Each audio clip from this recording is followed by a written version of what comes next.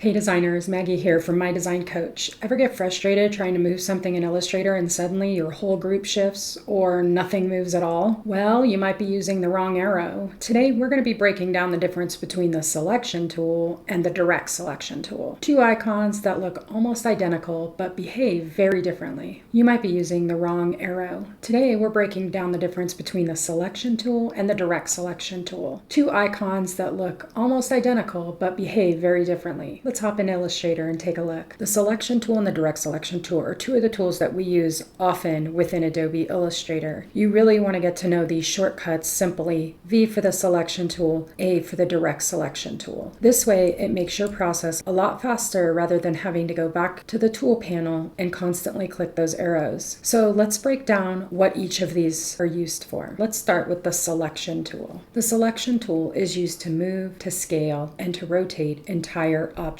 or groups. So when you have an object, you simply click on it with your black arrow and you move it around. This is a grouped element, so you're moving it as a whole. If these were ungrouped, these would be pieces that you could then move around. This works the same with shapes or lines. Same thing, click, hold, and drag it around. If you want to scale an object, simply click on the object, and what you should see is a bounding box. Right now, we're just seeing little blue nodes in the corners. Simply go to View, Show Bounding Box, and this is what we should be seeing. This gives us our nodes in the corner, as well as our halfway points, as well as our corner edges. If we hover over any of these nodes, we're going to see a double arrow, and we can simply hold and drag, and this will scale the object. This is not proportionate, and you want to pay attention, because if you're scaling something that needs to be proportionate, it has text, it's a logo, it's a circle, whatever it might be, you want to hold down Shift and then scale. The other option here is if you hold down Command Option Shift and then scale, it scales to the center and away from the center, versus without Command Option Shift, it's just going to scale it from whichever corner you are scaling from. And remember, simply Shift Scale will be proportionate. To rotate, simply hover over any corner or one of the halfway nodes and spin. If you hold down Shift, it will rotate in 45-degree increments. This works the same for shapes and line work. I can simply drag it out to scale it. Hold Shift to keep it proportionate, hover over the corner to rotate, and a line works no differently.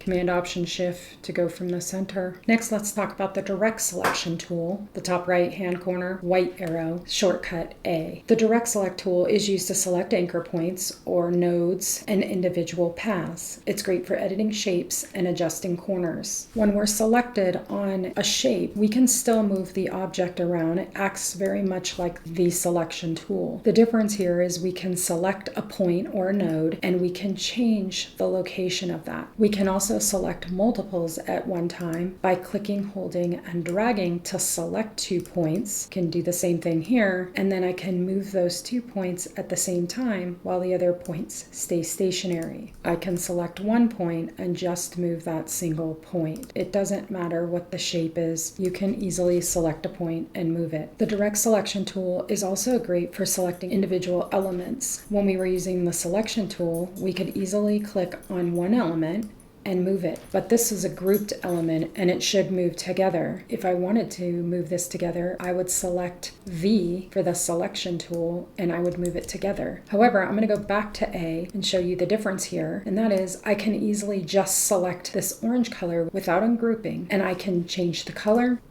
or I could move it. So the direct select tool allows you to click individual elements even if they're grouped. I can easily select shapes and change them. I can also delete points using the direct select tool. I can click on a point and delete, and it will delete an individual point. Same with the corner. I can delete 1 point, and there it's going to give me a straight line from the other 2 points that are left. And there you have it. V for whole objects, A for anchor points. Understanding these two tools is key to working faster, cleaner, and with way less frustration in Illustrator. If this cleared things up, give it a like and subscribe for more tips from someone who made all these mistakes already, so you don't have to. Until next time, use the right arrow and Illustrator suddenly makes sense. Thanks so much for watching. If this video was helpful, give it a like so I know to keep making more like it. And don't forget to subscribe and click the bell so you never miss a new tip. If you have a video request or topic you're stuck on, drop it in the comment. I'd love to hear from you. I'm also working on something really exciting, a complete college curriculum, industry-focused online design education program built just for creatives like you. Whether you're brand new, growing your skills, or working towards a career in design, this will be your go-to resource. You'll be learning from a college professor, that's me, and the program will cover beginner through advanced skills, real-world projects, portfolio building, and options for feedback and support, like having a design mentor right in your pocket.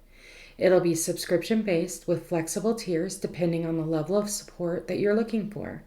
Check out my design coach, link in the description, for updates and early access. In the meantime, there's plenty more to explore here on the channel, so stick around, keep creating, and I'll see you in the next video.